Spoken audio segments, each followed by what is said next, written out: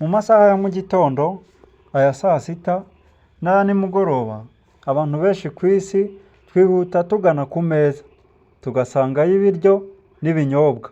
Ibiryo tukabirya n'ibinyobwa tukabinywa. Nyuma yo kubinywa no kubirya, bijya hehe? Bikora iki? Byakirwa n'uruhe rugingo rw'umubiri? Mbahaye ikaze kuri Byose Niyo TV. Jya ubasuhuza, ndihanatiriza abayigiye ku migabanzi banziye nkabaziringa mu nzira izo narose zikabimo impano y'Imana ntizira amagambo bagambanye barunduka ikiganje. Ndemi bayingana. Uyu munsi ibyo tugiye kuganiraho twabikusanije twifashishije igitabo The Stomach and Digestion cyanditswe n'abagabo babiri Ballard na Carroll, no mu gitabo The Digestive System cyanditswe na Christine Tyler. Abavandimwe n'inshuti badusabye ko twaganira ku rugingo rw'umubiri rwitwa igifu. Igifu ni urugingo ruremye mu ishusho y'inyuguti ya J, rukaba rupima garama 163.3 ku mugabo na garama 123.5 ku mugore. Rukagira uburebure hagati ya santimetero 20 na santimetero 30 n'ubugari bujya kugera kuri santimetero 15. Igifu cyacu kirimo ubusa kiba kingana n'igipfusi, naho icy'umuntu mukuru gishobora kwakira ibiryo n'ibinyobwa hagati y'ibiro 2 n'ibiro 4. Gusa kuko gikweduka habayeho kugikura mu mubiri wacu, cyakwakira nibura ibiro 15 by'ibiribwa cyangwa by'ibinyobwa. Igifu cyacu kikaba giherereye mu nda ahagana hejuru mu gituza mu gice cy'ibumoso. Ibintu bishobora gutuma igifu cyacu kiba gitoya cyangwa kikaba kinini. Icya mbere ni imyaka y'amavuko. Imyaka y'amavuko, uko tugenda dukura niko igifu cyacu nacyo kigenda gikweduka. Icya kabiri ni uburyo duhagazemo cyangwa twicayemo, kuko kikanya kikiyegeranya kikaba gitoya cyangwa kikaba kinini.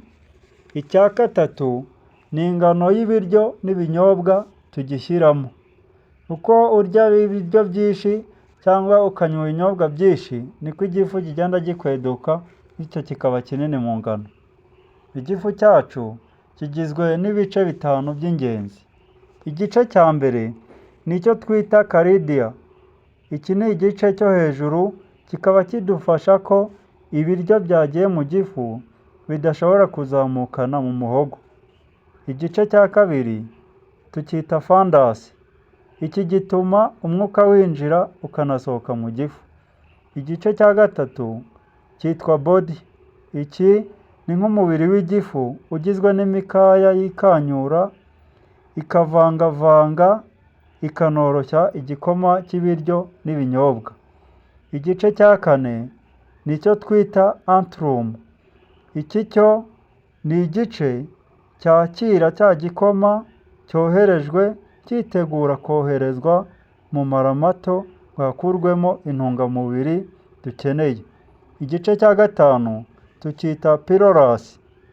Iki kibamo udutsi tugenga uburyo cya gikoma cyoherezwa mu mara mato nk'uko byagenwe. Noneho nshuti bavandimwe, mumfashe turebere hamwe akamaro k'igifu.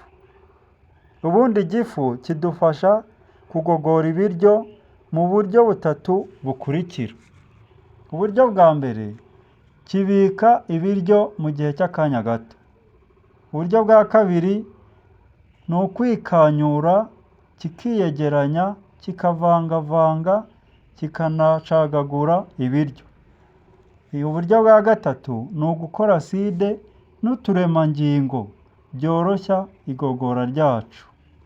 Noneho hano nshuti bavandimwe, mu nkundire turebere hamwe uburwayi bukunze kwibasira igifu cyacu. Uburwayi bwa mbere ni ubwo twita gastritis, aho igifu kibyimba bikaba byatera kuribwa mu nda, kugira isesemi, kuruka no kumva ntacyo wakoza ku munwa. Uburwayi bwa kabiri tubwita stomach ulcers. kuribwa mu gifu byatewe n'igabanuka ry'ururenda rurinda igifu kwangizwa n'ibicyinjiyemo byose. Uburwayi bwa gatatu tubwita gastroparesis, bukaba ari uburwayi bubi cyane buterwa n'imikorere mibi y'umubiri ituma igifu kiba pararize, bigatuma ibiryo bimara igihe kinini mu mubiri. Noneho uburwayi bwa kane bwitwa gastroesophageal reflux disease. Ubu ni uburwayi budakira butuma aside yo mu gifu izamuka mu muhogo, bukarangwa n'ibi bikurikira: harimo kuribwa mu gituza no kugira isesemi ndetse no kumva umutima umeze nk'uri gushya. Uburwayi bwa gatanu tubwita stomach tumors. Ni uburwayi bw'igifu burangwa no kuzana ibisebe mu gifu. Uburwayi bwa gatandatu tubwita varicose veins. Ni itembera ridasanzwe ry'amaraso mu gifu riba ryatewe n'ibihaha. Noneho hano nshuti bavandimwe bakunzi bacu, mureke turebere hamwe uko twakwita ku gifu cyacu. Icya mbere, dukwiye kwirinda agasembuye, byanakwanga tugafata gake. Icya kabiri, dukwiye kunywa nibura litiro imwe n'igice y'amazi meza buri munsi. Icya gatatu, dukwiye kurya hagati ya garama 25 na garama 35 za fibure buri munsi. Icya kane, dukwiye gukora imyitozo ngororamubiri ihoraho. Naho icya gatanu, dukwiye kugabanya ibiribwa n'ibinyobwa byo mu nganda kuko byangiza igifu cyacu cyane. Icya gatandatu, dukwiye kwirinda umunaniro w'ubwonko ukabije dukora ibyitwa meditasiyo. Naho icya karindwi, dukwiye kureka kunywa itabi n'ibirikomokaho ryose. Noneho nshuti bavandimwe, mu nkundire dusa n'abasubikira aha, tuzasubukura ubutaha, mbasaba ko mwajya mutwereka ko mudukunze, mudukorera subscribe, musharinga ku nshuti zanyu, muzibwira ko ibi biganiro turi gukora ari iby'akamaro. Turabakunda, tubasezeyeho, kandi Imana ibahe kuramba no kurambira kubona ibyiza. Murakoze.